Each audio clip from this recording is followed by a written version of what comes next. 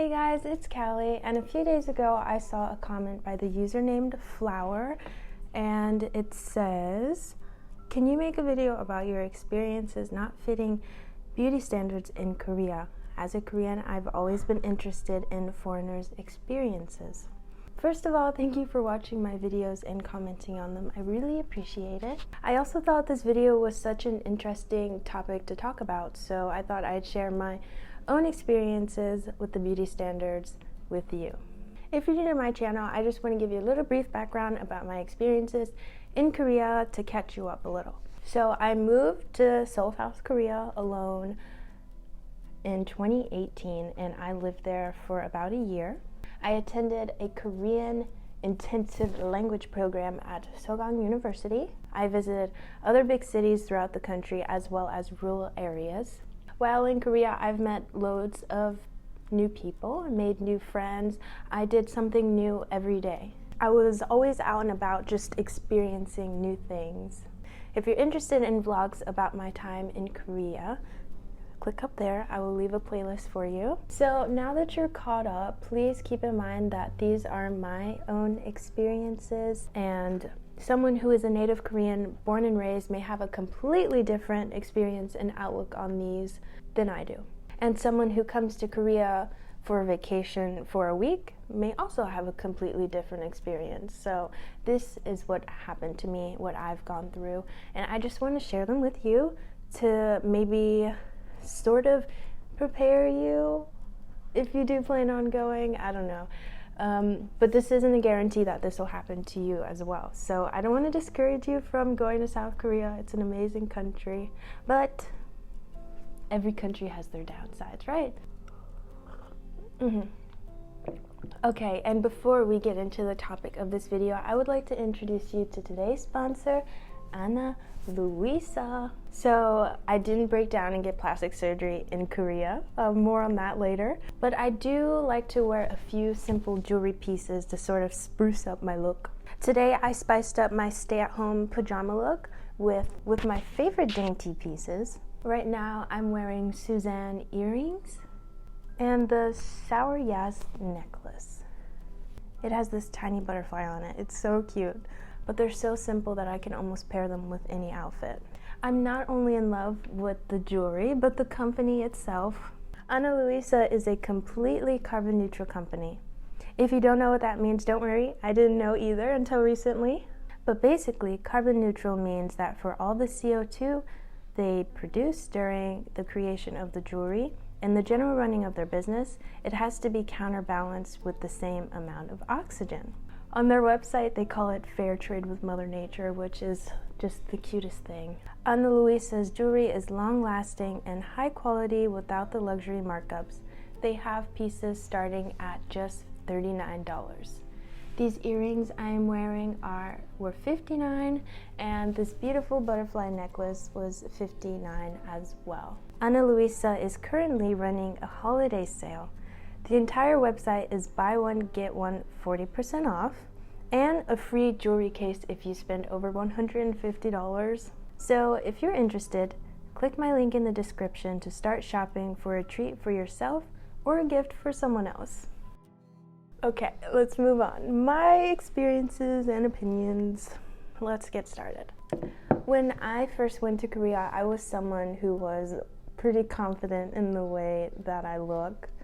When I left Korea, it was the opposite, which is kind of sad, but it's okay now. I'll tell you the whole story. Towards the end of my stay in Korea, I had such bad thoughts about how I looked at myself, although I think I looked pretty much the same when I arrived. This shift in mindset didn't happen overnight while living in Korea, but let me tell you some of the things that got me there.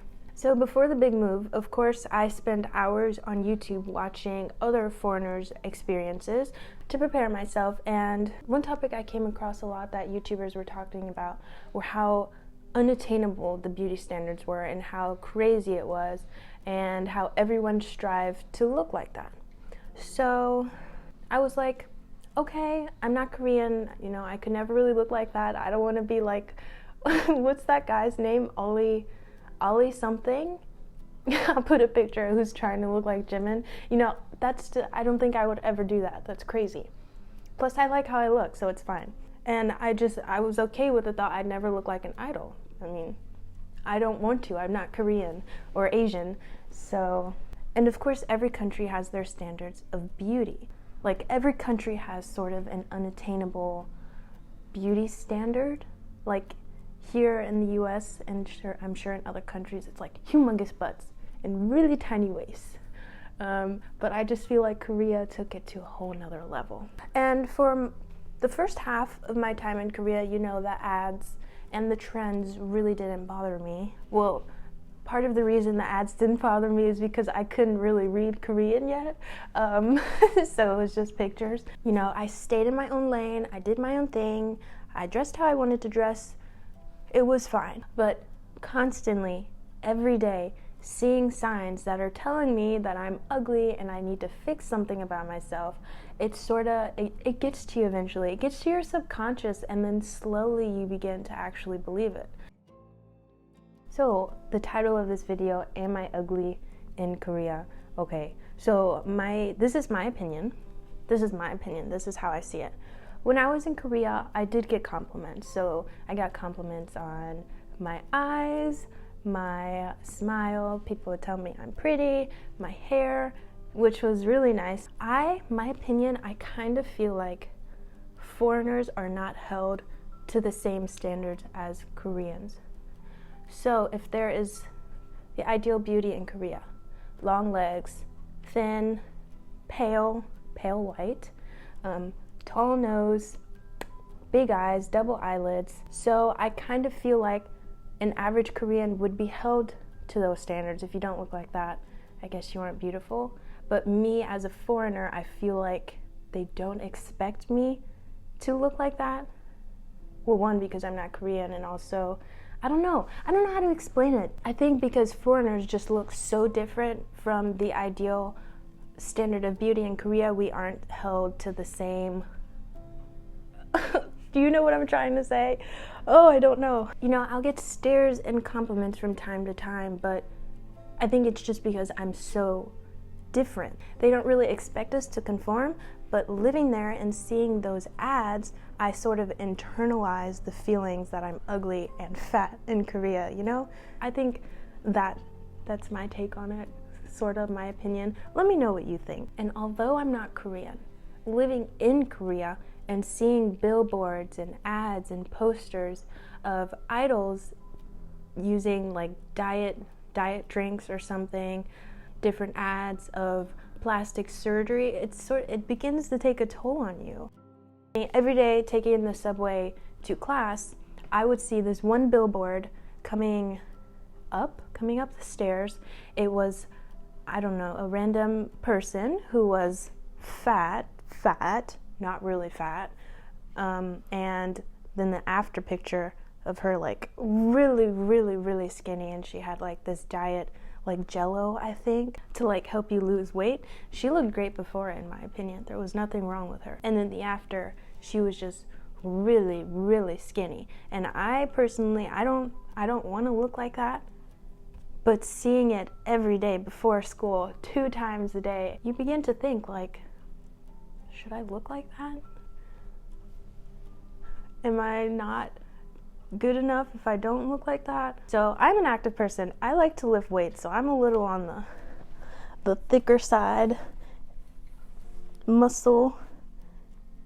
My muscles have sort of gone away because of Corona, but it doesn't matter. I am on the thicker side. I've got a nice little butt, got nice big thighs, and it's fine.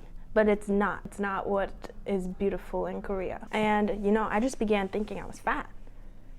Like sitting in the subway and my big thighs are sitting on the chair next to me. There's a really skinny person. I'm like, oh my God, I'm humongous. But actually I wasn't. I was just fit, and we have 2 different body types. But I wasn't thinking like that before. You know, being alone and having these thoughts all alone and not having anyone to complain about, it's sort of, you just continue to think those bad thoughts. And it doesn't help that YouTube recommends me videos of girls trying to get pointy shoulders like an idol, and I've never ever once thought about my shoulders And I was like, oh, my shoulders are kind of round. They don't look like Jenny's from Blackpink. Looking back, it was kind of ridiculous to think about those things, but when you're living it every day, it's different. Going up escalators in malls, I would see plastic surgery commercials. Seeing that every day, my idea of beauty began to shift. Oh, don't get me started on plastic surgery. Oh, disclaimer, I do not judge anyone for getting cosmetic surgery.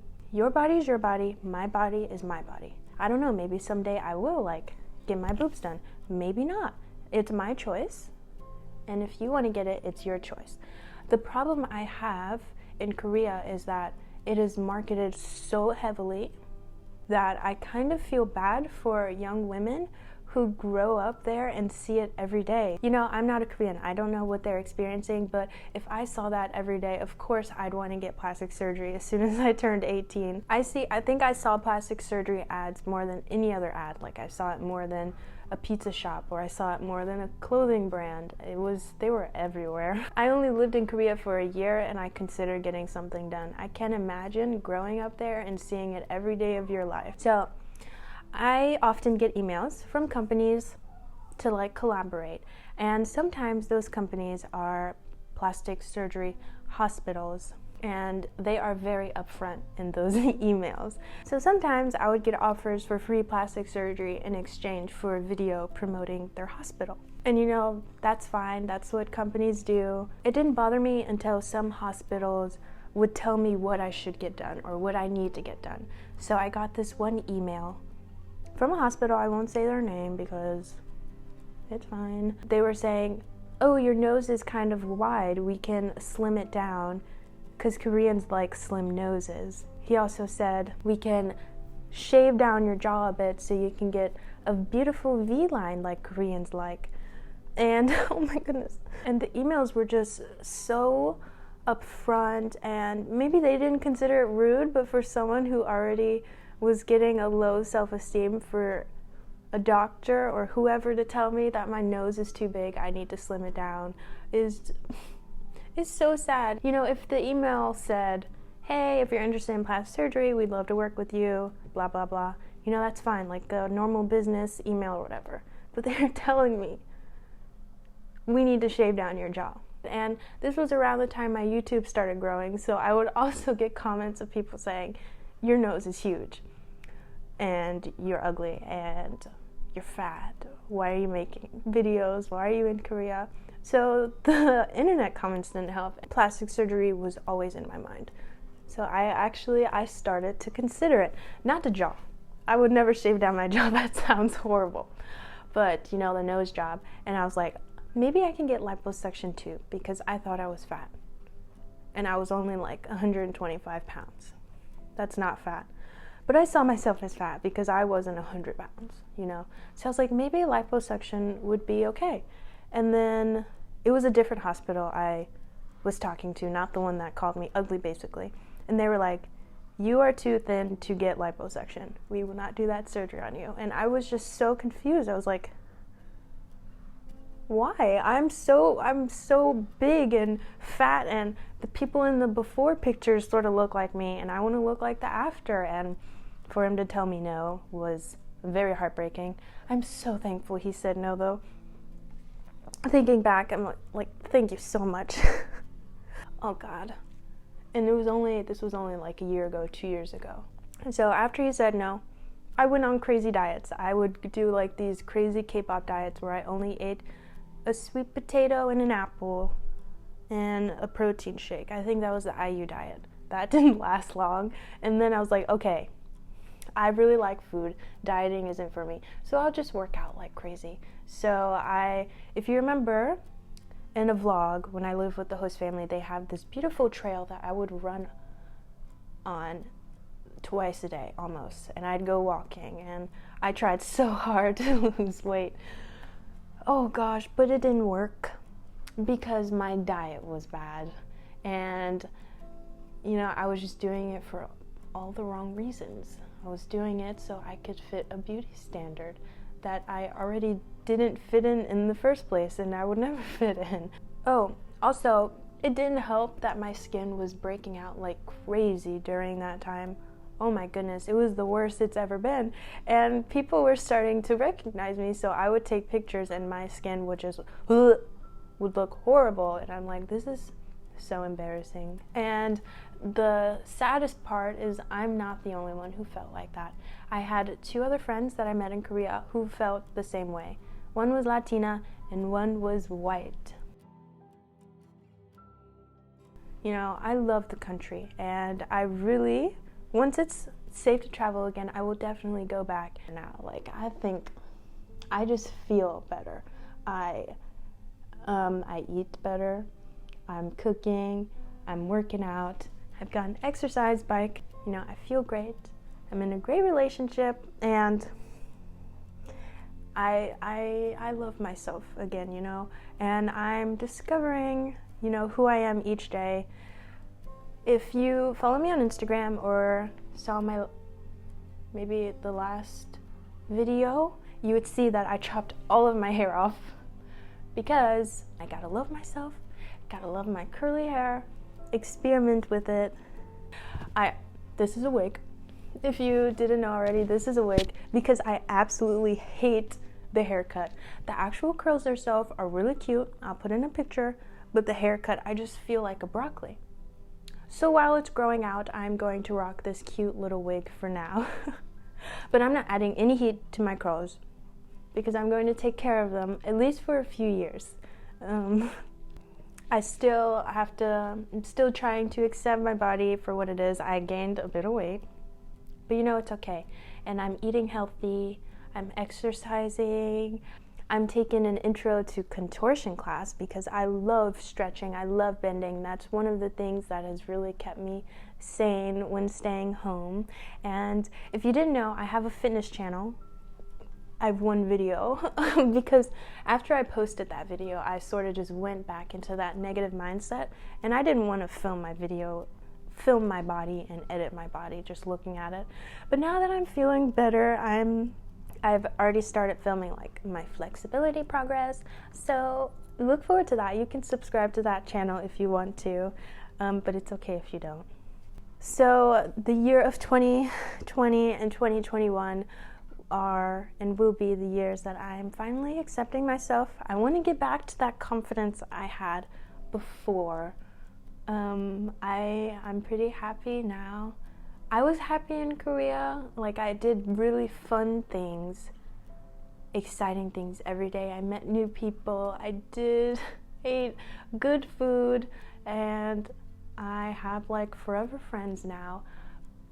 But it was the internal hatred that pulled me down, if you know what I'm trying to say. So yeah, that's pretty much all I have to say with the beauty standards and my experiences and the pressure I felt while in Korea.